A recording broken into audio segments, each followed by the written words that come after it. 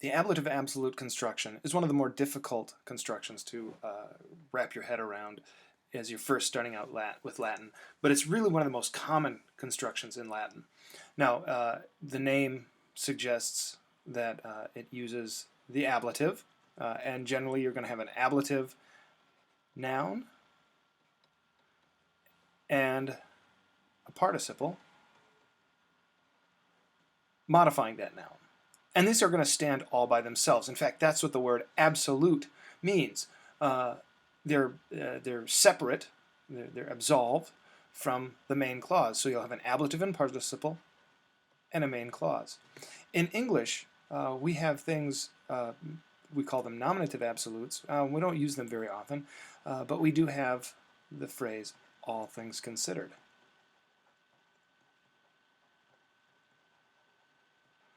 When I start a sentence, all things considered, I can end by saying just about anything. All things considered, I'd rather be running. Right? Where the implication is that I'm considering all things, and after I've done this, I still would rather be running. But what this really is doing is it's showing the circumstances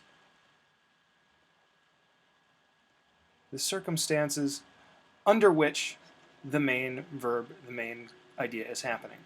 So what the ablative absolute does is it's an ablative and a participle showing us circumstances.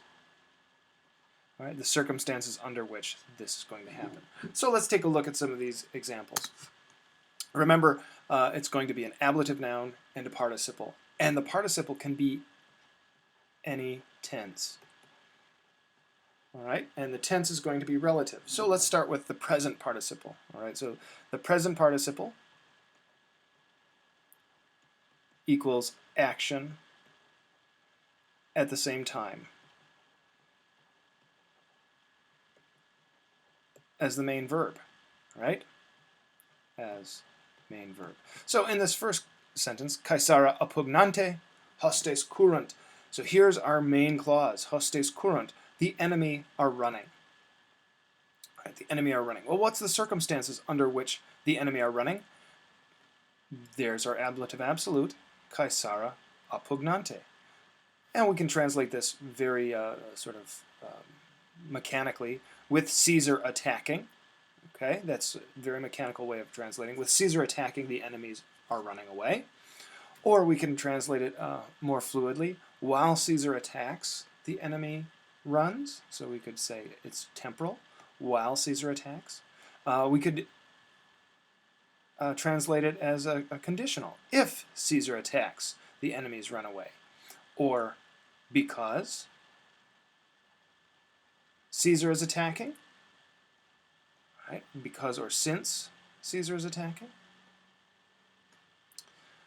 All of these, or we could even do a concessive, although Caesar is attacking. There's many ways of translating this. What Romans would sort of say is, well, these are the conditions under which this is happening. So Caesar attacking, the enemies run. Now let's take a look at another example. Liberis errantibus pater dormit. Now notice liberis errantibus. Here's our ablative absolute phrase. Here's our main clause, pater dormit. So we know the main idea is the father is sleeping. Father sleeps. Now we also notice that it's a present participle. So we could say something like, while the children are wandering, father sleeps. Or, again, that very mechanical, with the children wandering, father sleeps. But we could also say, if the children wander, father sleeps. Because the children are wandering, father is sleeping. Or concessive, although the children are wandering, father sleeps. So there are many ways to translate it. You use your best judgment, but the important part is for you to recognize, I have an ablative noun and a participle modifying that. So let's take a look at one other example. Again, here, femina litteras mettente, vir in Germania pugnat. So our main clause, vir in Germania pugnat. And of course I know this is the main clause. You may ask, how do I know this is the main clause? because it has a finite verb. It has a verb with a personal ending. All right, so our main clause is, the man is fighting in Germany. Well, what are the circumstances? Here's our ablative absolute. Femina literas mittente. So femina mittente. There's our participle. So we have an ablative noun, participle. With the woman sending letters, the man fights in Germany. Or while the woman is sending letters, the man is fighting in Germany.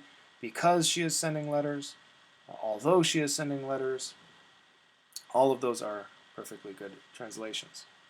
So let's look at a few more. These, remember, were present participles, so the action's happening at the same time. Caesar is attacking at the same time as they are running. The children are wandering at the same time as father is sleeping. She's sending letters at the same time as he is fighting. All right, so we could also use the perfect passive participle. So perfect passive participle,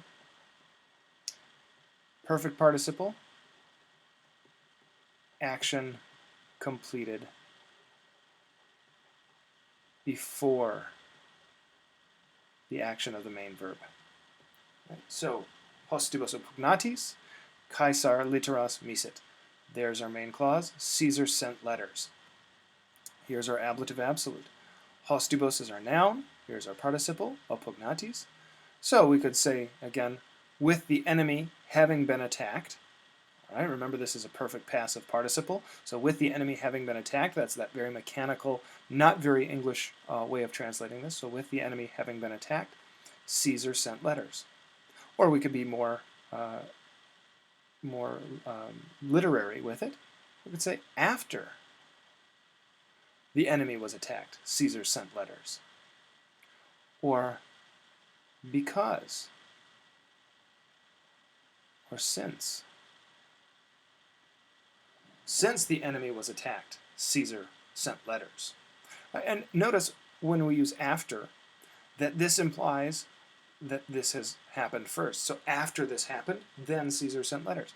Because this again has to happen first in order for Caesar to send the letters. Or we could even use that concessive again. Although the enemy was attacked, Caesar sent letters.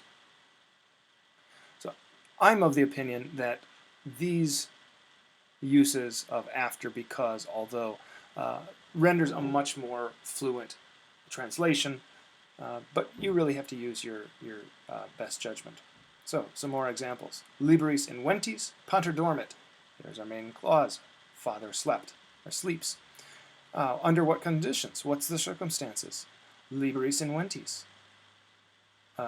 With the children having been found. That's that mechanical, with the children having been found, noun, participle. But we could say after the children were found, father sleeps. Because the children are found, father sleeps. Although the children are found, I don't know what kind of father that would make him. Although the children are found, father sleeps. Again, another example. Literis misis, femina domum ibat. Main clause. The woman went home. Ablative absolute. Literis misis. After the letters were sent. Because the letters were sent, the woman went home. Although the letters were sent, the woman went home. With the letters having been sent, not very fluent, but still understandable. After the letters were sent, the woman went home. And then one other example. His dictis hostes bellum finiverunt. Main clause. And when you're translating, always identify your main clause. Every sentence has to have a main clause. Everything else is going to be details. And again, like I said, this ablative absolute describes the situation under which the main clause is happening. So the enemies ended the war. Oh, under what conditions? His dictis. This is a very common phrase here. His dictis. With these things having been said, after these things were said, because these things were said, although these things were said. So you actually may run into a phrase, his dictis, in your Latin readings. Now there's one other very common ablative absolute, and that's you take an ablative noun and it's modified by an ablative noun. What this implies is that there's some form of the participle of to be understood here. And if you read Caesar, you read any historians, you're going to run into anything to things like this. This is a common way for Romans to show time, a specific time in history. So, in this example sentence here, Caesarea duce, hostes appugnaverant, the enemies attacked. Well, when or under what circumstances?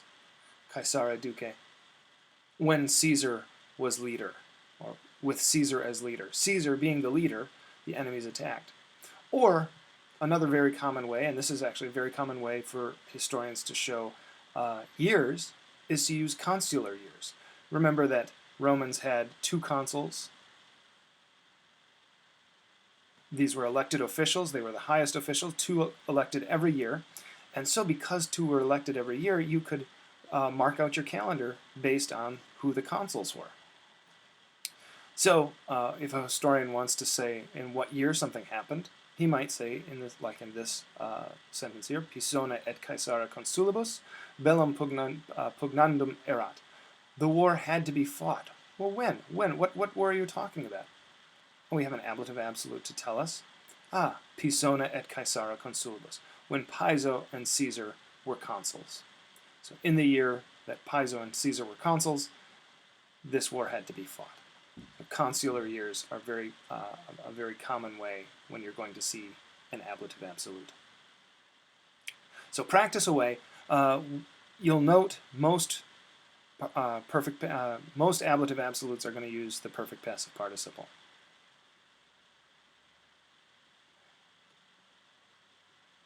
But you'll see an ablative noun plus participle.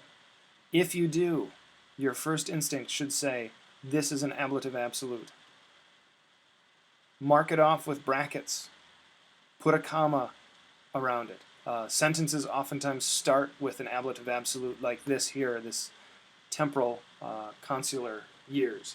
Mark it off. If you have a really nice editor, he'll have marked off the ablative absolute for you. Once you do that, then approach your main clause, and then go back and pick up the ablative absolute. As you get more fluent with these, you'll start being able to read and identify ablative absolutes as you go. So if you were reading this sentence and you had more experience, you say Pisone et Caesarea, automatically you see names in the ablative, you think, okay, that's going to be a consular year. Caesarea duce, all right, I know this is an ablative absolute. And you can treat it like a clause, like a subordinate clause that we would do in English.